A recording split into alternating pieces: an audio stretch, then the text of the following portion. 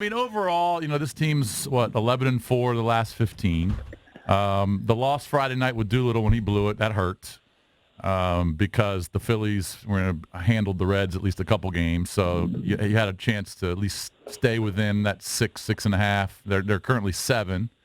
Phillies lost last night. But overall, still 11-4 in the last 15. Max and Strasburg look really good in San Diego. And then that Philly series coming up next week is going to be huge. 4 games here. But overall, how do you think they're playing now? Yeah, I mean, they're definitely playing much better. I think, Strasburg's kind of been the constant all year, right? As long as he's healthy, which he has been, then you get this, which has been fantastic. Scherzer has been a big change. Earlier in the season, everyone was talking about, he's just hard luck. He's DeGrom 2019, but I didn't really see it that way. I thought he was getting knocked around pretty good for him. But these last 3 or 4 starts, he really seems to have hit the Max Scherzer groove, so that's huge. Of course, now Patrick Corbin is not doing what he was doing, so it's kind of like whack-a-mole a little bit, right? Mm-hmm. You'd like to have all 3 of those guys firing. But so you hope that Corbin's just kind of like a little glitch. But the big win is what's happening on the back end of the rotation, right? Fetty's been good since he's been plugged in. Not better. Great, but fine. Much better. And Anibal Sanchez looks like 2018 Sanchez. So you get that going, and all of a sudden, that's great. They haven't given up. I think they've only given up more than 5 runs in a game once in the last 2 weeks or something like that. So bullpen's still an issue, but the rotation looks good right now. What about the bullpen? The bullpen clearly still has its issues, but they had a bad one a couple days ago. But still, overall, they've improved some, right? Yeah, they have. Suero's got some pretty filthy stuff there, right? Throws hard. He's got that wicked slider. He's just not terribly consistent yet, but when he's on, he looks great. And, Bearclaw's been throwing better. Grace had nowhere to go but better, and he's been doing a little bit better. So, yeah, they definitely improved, but they're still flawed. Definitely. They didn't get Kimbrel, and I don't think anyone thought they were going to get Kimbrel. The good news is that neither did the Braves nor the Phillies. So that's kind of like a backdoor win right there. The one that scares me a little bit is Doolittle, because he just doesn't – I don't know if it's a mechanical thing or what it is, but he's given up way more contact than he did last year and in that half season before that. And he just doesn't quite look as unhittable as he has in the past. And with all the flaws that the rest of the bullpen has, you need Doolittle to be what he was last year. And so far, we haven't seen that. So hopefully he can find that groove. Let's talk about the lineup in the hitting, because that seems to really have come into place too. We had guys, Soto there for a while. We were worried about Robles' average is nothing to write home about, but he seems to be making so young, some big so plays. young. So talk about the lineup in general, how that's coming around, because they lost 2 of the last 4, but 5-4 1-run games. It's not like they're just getting completely punked. Yeah, no. In San Diego, people around on the East Coast, people don't really realize about the Padres. You hear about Machado, you hear about Tatis Jr. and some of those other big bats they have. They actually have a really nice young pitching staff, right? Right. And they're not the most consistent bunch of arms, but they can throw. So the fact that 4 or 5 runs doesn't sound great, but the way the Nats bats were earlier in the season, you can live with it, especially on the road against San Diego. Right. Yeah, Dozier, his bat's coming alive. That's really big because they weren't getting anything out of him. Kendrick is unbelievable. Oh my God, Kendrick's he's like Strasburg. As long as he stays healthy, he nails, right? That dude is like the fountain of youth. He could just personified hit, right there. Does he have a shot at an all-star position?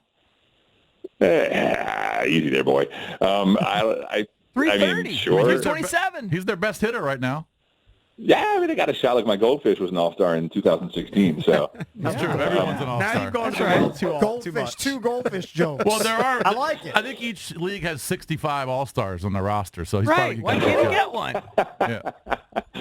yeah, he's got a shot. I mean, he's been fantastic. I wouldn't expect that to happen just because there's too many. Look, Anthony Rendon has never been an all-star. That's ridiculous, right? I was looking the other day. I think out of the top, he's number 7 since 2014. He is 7th in the majors in WAR, total WAR. And the top 30 guys on that list have a combined 80 all-star appearances. Every single one of them has made at least one all-star appearance, except for Rendon. He's never been an all-star. So with all due respect to Howie Kendrick, I think Anthony Rendon's got to get in first. But yeah, so his bat has come around. Soto, the lineup is completely different with Soto doing Soto things, right? He makes that lineup so dangerous in the middle. Look, earlier in the season, they were missing their 5 best offensive players from last year. They were missing Harper, Murphy. They were missing Rendon, Turner, and they were effectively missing Soto. So they had 5 guys that basically weren't there. So you get Rendon back, Turner back, Soto back. You still don't have Harper or Murphy, and that's not going to change. But the offense looks completely different now than it did, say, 3-4 weeks ago. Getting back to Rendon, do you think that the Nats will trade Rendon before the deadline? And if you do, what's like the magic number in how far back they are in the standings where they would make that move? That's such a tough call. You know, a couple weeks ago, 3 weeks ago, it didn't seem like such a tough call. But now they've gotten themselves, they've turned things around a little bit. The Phillies are dying from injuries. Their bullpen is a mess. They are so banged up. They lost McCutchen. You know, the Braves are healthier, and they're a good team too. But you can figure out a scenario where they can make the playoffs. Right now, I think Fangraphs has the Nationals at 40% to make the playoffs. That's a lot better than it was before. Hell. It is. It's great. It's amazing, really. Yeah. Now, Baseball Prospectus has them at 19% today. So, you know, if you average those, you get, what's that, like 30%? I don't feel as good. Not quite a coin flip. Yeah, but not so, as good. you know, a few weeks ago, we would have been like, yeah, trade Rendon, absolutely, especially if you can have a gentleman's conversation with him and Boris where it's like, look, we're going to get some prospects, and then we're going to re-sign you again in the offseason, and then it's a win-win for everybody. But now it's a lot more tricky. So I can't put a number on that. I don't know. You know, we're already in almost mid-June. They're 6 out of the wild card. Mm-hmm. So if they remain 6 or less out of the wild card, how do you justify? Yeah, you're in it. Yeah. I suppose if it's like July 30th and you're 6 out, is that a different conversation? I don't know. You know, like that's not 10 out. It's not 12 out, and crazy things can happen. So I think for now, you got to hold tight on him, but you definitely have to have your mind open to trading him because, man, he rakes and he's great on defense, and you can certainly get a lot for him. And then if you can sign him back in the offseason, everybody wins. Yeah, but why do we think we could I would think if we could sign him back in the offseason, we would just sign him now. Right? I mean, like I'm getting the sense that we can't sign him now. That's part of the reason why we would trade him. Mm-hmm. Now, you know what I mean? I don't know the inner workings of that. I actually thought, you know, I was in the group that was like, man, they should have signed him earlier. I don't know what they're thinking, but part of me wonders if they're not being sneaky smart here, right? Because once you get to the point where the season starts and he starts raking, all of a sudden his trade value goes even higher than it was, and if you had already locked him up, there's no trade value. I understand. So here you maybe have your cake and eat it too. Maybe. That'd be amazing. So I don't know. Like do Boris and Rendon work that way? Can they get together in the room and say, look, we're going to write it down on a beverage napkin here. You know, we're going to trade you, and then we're going to obviously nothing's solid, right? He could go Kush and somewhere else in the off season. My word is stronger than oak. But how often does that happen successfully though, where a stud?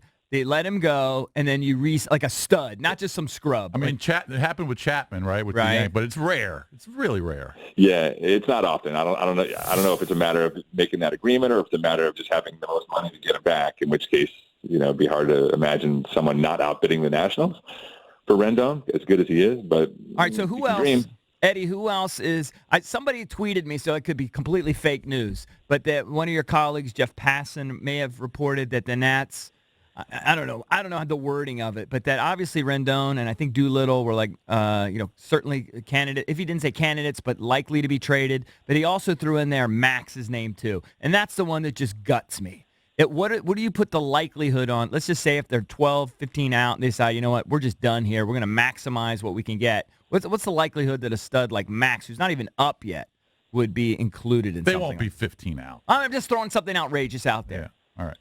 Yeah, no, 0.3% in my book. I think that was more of like a let's put Max's name in the headline kind of thing. I wasn't in the headline. I saw that piece, but it certainly makes for good reading. What did he say? If you saw the piece?